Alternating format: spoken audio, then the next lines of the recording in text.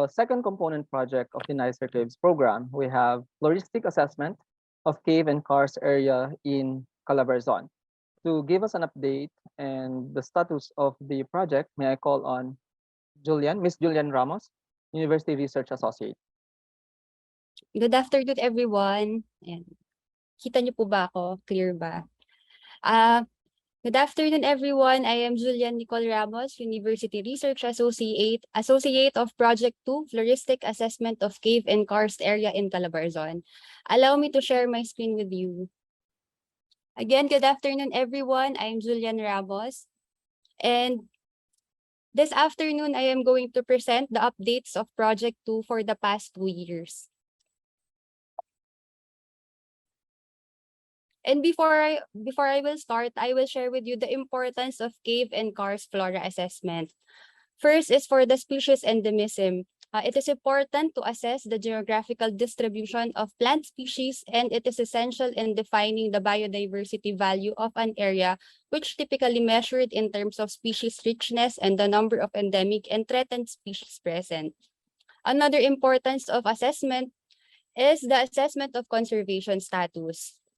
This provides a foundation on the conservation status, thereby necessary in the establishment of the protection and conservation as priority measures locally and globally.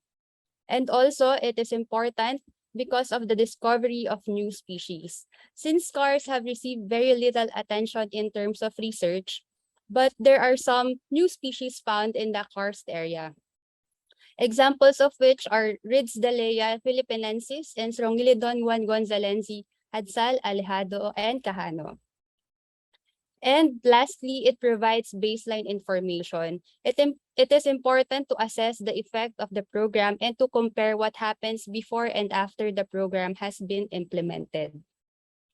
And the primary goal of Project 2 is to document, determine, and assess plant diversity of caves and karst area using botanical field techniques to generate baseline data needed to understand interactions with fauna and hydrogeological environment.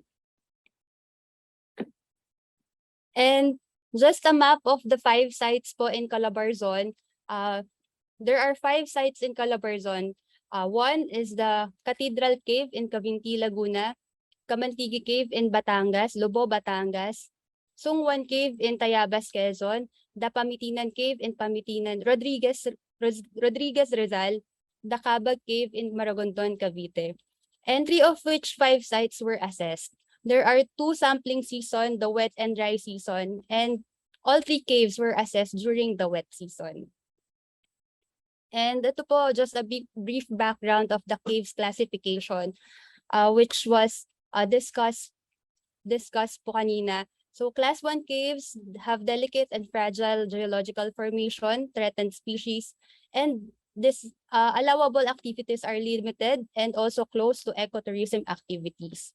While class 2 caves have portions or areas which have hazardous conditions and may be necessary to close sections of these caves seasonally or permanently, it is open to experienced cavers or guided educational tours or visits.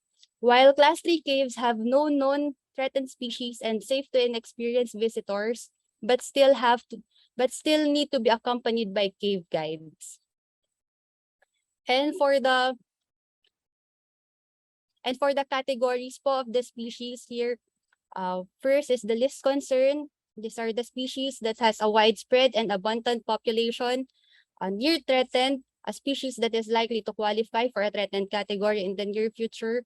For vulnerable species, 30 to 50% population decline. Endangered species, 50 to 70% population decline. Critically endangered, 80 to 90% population decline. Extinct in the wild, only survives in cultivation for plants and captivity in animals, and for extinct, no remaining individuals of the species. And for the results of our assessment, here are the assessment periods for the Cavinti Underground River and Caves Complex. The assessment date was November 22 to 28, 2021. Sungwan Cave was assessed last February 5 to 10, 2022. And Kamantigi Cave in Lobo, Batangas last September 12 to 14, 2022. And here are the results. For the Cathedral Cave in CURCC, Cavinti, Laguna, there are 55 families recorded, 111 genera recorded, 147 species, and 7 unidentified species. And for the conservation status, there are 92 native species, 27 endemic species, 16 least concerned, 1 near threatened, 4 vulnerable, 1 endangered, and 1 critically endangered. And there are 7 other threatened species. For other threatened species, these are the species na hindi naman po sila vulnerable, endangered, critically endangered, but due to external factors, pwede po silang makategorize under vulnerable because of overcollection. And some noteworthy species in the Cavinti po, one is the ficus because there are 11 species of ficus recorded in the Cavinti site. And Chorea ovata or chaong, and its conservation status is endangered. The Sirtandra kumingii, the Homalumena philippinensis, and its conservation status is vulnerable. All these 3 species po are native in the Philippines. And another po is the Medinilla magnifica or kappa-kappa. Its conservation status is critically endangered. And there are new possible new species of begonia in the Cavinti. And for the results of the Sungwan Cave naman po, there are 60 families recorded, 125 genera, 149 species, and there are still 9 unidentified species. And for the conservation status, there are 94 native species, 31 endemic, 18 are least concerned, 1 is near threatened, 4 are vulnerable, 1 endangered species, 1 critically endangered, and 9 other threatened species. And some noteworthy species from the Sungwan Cave, Alocasia zebrina or gabing tigre, its conservation status is vulnerable.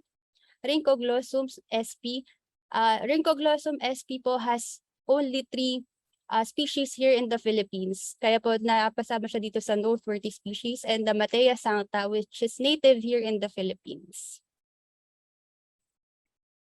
And the Swinglea glutinosa, common name is tabog.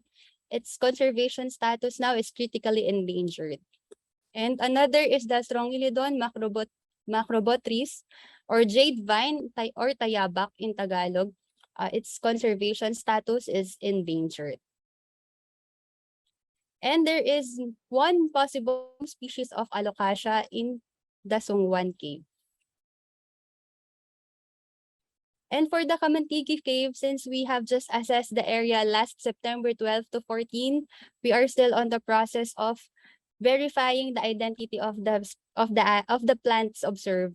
The preliminary result is 52 families recorded, 105 genera, 125 species, and 3 unidentified species.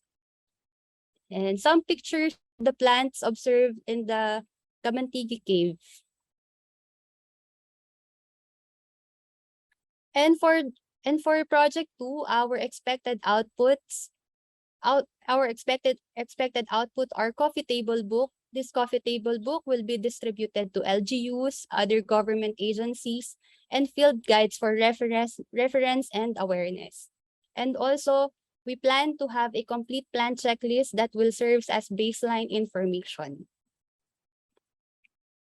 And Project 2 has partnership with LGUs, government agencies, SCUs, and other stakeholders. And this partnership will be attained through SEPA, community, education, and public awareness. And for the LGUs and other government agencies, partnership is for conservation and protection, drafting of policies, and trainings with Bantay Kalikasan. For state universities and colleges, partnership with them are for capacity building, training with students, faculty, and staff. For other stakeholders, it is important for the provision of other resources needed by Bantay Kalikasan and other communities benefiting from cave and karst ecosystem. And just a short video of people in Songwan Cave. Ito po yung kanilang livelihood and the Bantay Kalikasan po. Na po akong naglalala ng handicraft. Ang tawag po dito ay kayakan. Dito po ay Bulacan. Gagawa po tayo ng pugad.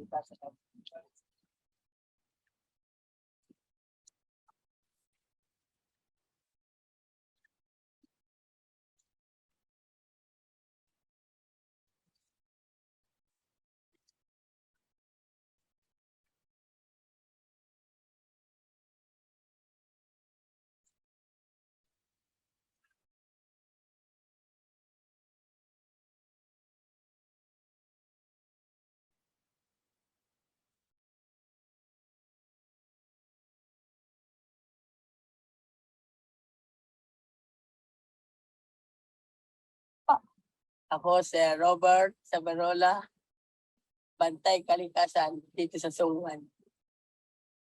Ang binapatyalan namin dito ay yung nagsisira ng mga kunetin sa loob ng kuweba. Ako po si Edwin Sabornito, 37 years old. Ang binabantayan po namin dito ay yung kapaligiran, yung mga puno, yung mga halaman, yung kuweba, tsaka po yung mga isda, ibon. Lahat po na maaaring sirain po ng tao ay aming binabantayan dito sa kuwebang ito na tinatawag na Songwan. And also, through this project, we are able to procure this equipment. We have a bio-based drying oven, we have laptops and microscope, and also not included in the picture po, we have 2 cameras and GPS. And before I end my presentation, I want to acknowledge the people behind Project 2. Our project leader, Ma'am Michelle D.R. Alejada San Pascual. The University Research Associate during the year 1 of the Project 2 is Eugene Lawrence R. Logato. And also Laboratory Aid 2 during year 1 is John Calvin L. Clarete. Our project support staff, Mr. Ariel R. Larona and Mr. Jun Jeff Latayan. Our project consultants, Mr. Danilo N. Tandang, Ma'am Annalie S. Hadsal, and Mr. Pastor L. Malabrigo.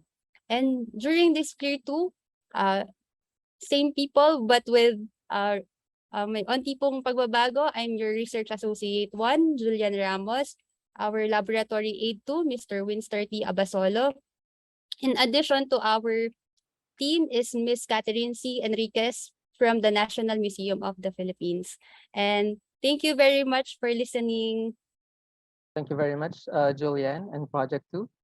Wow, that's a lot of plant species that were observed and recorded from those 3 cave sites. And hopefully, dun sa mga susunod pang sites ay may mga bago ulit tayong mga na-discover na mga halaman. So, to show the appreciation, to show UPLB MNH appreciation,